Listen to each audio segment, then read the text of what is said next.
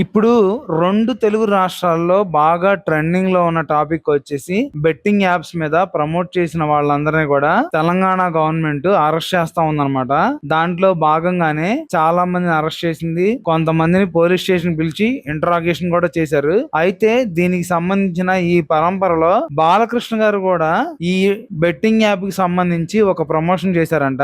అది కూడా ఆహాలో ఆయన హోస్ట్ గా చేసిన అన్స్టాపుల్ షోలో. దానికి గాను బాలకృష్ణ గారిని కూడా త్వరలోనే నోటీసులు ఇచ్చి స్టేషన్ కి పిలిపించి ఇంటరాగేట్ చేస్తారని చెప్పి తెలుస్తా ఉంది. నిజంగా బెట్టింగ్ యాప్లు ప్రమోట్ చేయడం అనేది మాత్రం చాలా దుర్మార్గమైన పని. తెలిసి బెట్టింగ్ యాప్లు బెట్టింగ్ చేయండి, అలాగే దాంట్లో డబ్బు సంపాదించండి, మీకు అసలు తిరిగి ఉండదు అని చెప్పి ప్రమోట్ చేయడం అనేది చాలా దుర్మార్గమైన చర్య. దీన్ని అందరూ ఖండించాలి. అలాంటిది బాలకృష్ణ గారు లాంటి ఒక పెద్ద స్టేచర్ ఉన్న వ్యక్తి, ఆయన చెప్తే కొన్ని కోట్ల మంది పాటిస్తారనమాట. అలాంటి ఆయన ఇలాంటి యాప్స్ ని ప్రమోట్ చేయడం అది ప్రత్యక్షంగానైనా పరోక్షంగానైనా సరే చాలా మంది ప్రాణాలు పోవడానికి కారణమైందనమాట.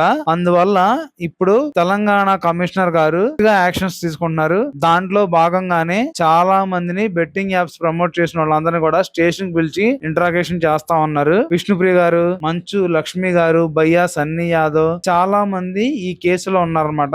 ఇప్పుడు బాలకృష్ణ గారిని కూడా ఈ కేసులో లాగడానికి చూస్తున్నారు. అయితే కొంత ఊరనిచ్చే విషయం ఏంటంటే ఆయన ప్రత్యక్షంగా ప్రమోట్ చేయలేదు, పరోక్షంగా మాత్రం ఆ యాడ్ లో కనపడ్డారనమాట.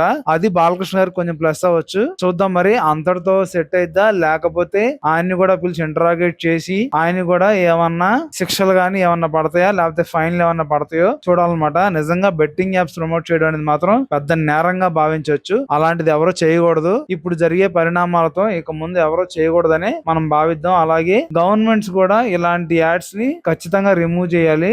ఆదాయం వస్తుంది కదా అని చెప్పి ప్రతి ఒక్కదానికి పర్మిషన్ అయితే ఇవ్వకూడదు అనమాట. దీనివల్ల చాలా మంది ప్రాణాలు కోల్పోయారు. చాలా మంది జీవితం అగమ్య గోచరంగా మారిందనమాట.